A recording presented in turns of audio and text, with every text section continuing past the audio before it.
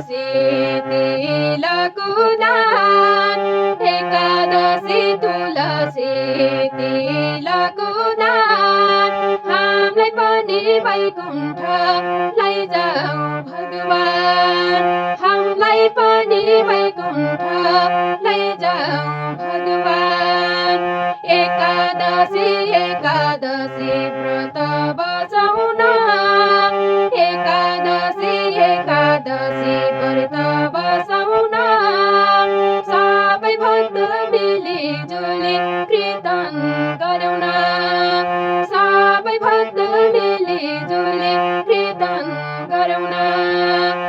एकादशी तुलसी तिलको दान, एकादशी तुलसी तिलको दान, हामीलाई पनि वैकुण्ठ लैजाऊ भगवान, हामीलाई पनि वैकुण्ठ लैजाऊ भगवान।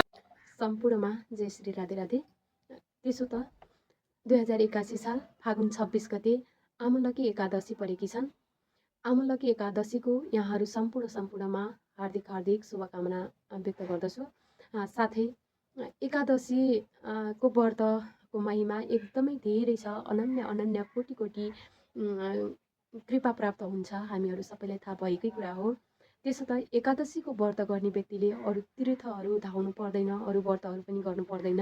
जुन व्यक्तिले एकादशीको व्रत गर्दछ त्यो व्यक्तिलाई श्रीहरिले अनन्य कृपा प्राप्त गर्नुहुन्छ भनेर एकादशीको व्रतको महिमामा श्रीहरि आफैले भन्नुभएको छ भने हामीहरू सबैजनाले भगवान श्रीहरिको उपासकहरूले एकादशीको व्रत अवश्य पनि गर्नुपर्दछ। यदि सक्नुहुन्छ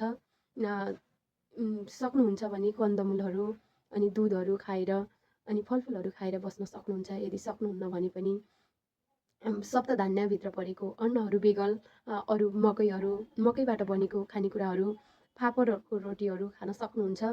यदि आफू सक्नुहुन्छ भने ठिक छ बस्नुहोस्, आफू सक्नुहुन्न भने पनि व्रत बस्न सक्ने मान्छेहरूलाई एकादशीको व्रत लिनुपर्छ भन्ने प्रेरणा दिनुभयो भने हजुरलाई पनि श्रीहरि भगवानले अनन्य कृपा प्राप्त गर्नुहुनेछ। यहाँहरू सम्पूर्णमा भगवान श्रीहरिको अनन्य अनन्य कृपा प्राप्त होस्। राधे राधे, जय श्री राधे।